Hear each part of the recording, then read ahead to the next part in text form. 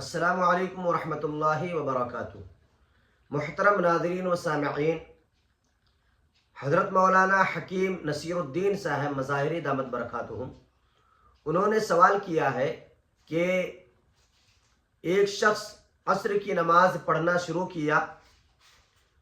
اور اس وقت شروع کیا جب مغرب کا وقت شروع ہونے میں بہت کم وقت تھا، چنانچہ انہوں نے عصر کی نماز شروع کی اور نماز مکمل کرتے کرتے مغرب کا وقت اس میں داخل ہو گیا۔ تو انہوں نے سوال یہ کیا ہے کہ اس صورت میں یہ نماز کون سی نماز شمار کی جائے گی؟ ادا شمار کی جائے گی یا پھر قضا شمار کی جائے گی،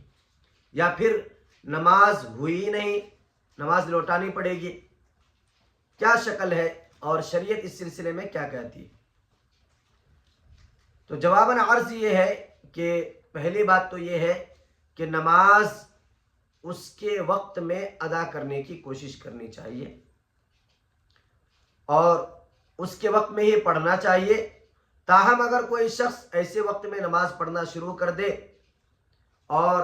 نماز پڑھتے پڑھتے اگر نماز کا دوسرا وقت اس میں شامل ہو جائے، دوسری نماز کے وقت اس میں شامل ہو جائے، تو اس صورت میں ان کی نماز مکمل ہو گئی اور وہ نماز ادا نماز شمار ہوگی، نماز میں کوئی کمی نہیں ہوگی، نماز مکمل ہو گئی اور ادا ہوئی۔ چونکہ انہوں نے ادا کے وقت میں ہی نیت کی تھی تو اعتبار اسی کا ہوگا اور اسی لحاظ سے وہ نماز ادا شمار ہوگی، اور قضا کا وقت جو اس میں داخل ہو گیا، دوسرے نماز کا وقت جو اس میں داخل ہو گیا، اس سے کوئی نماز کے اوپر فرق نہیں پڑے گا۔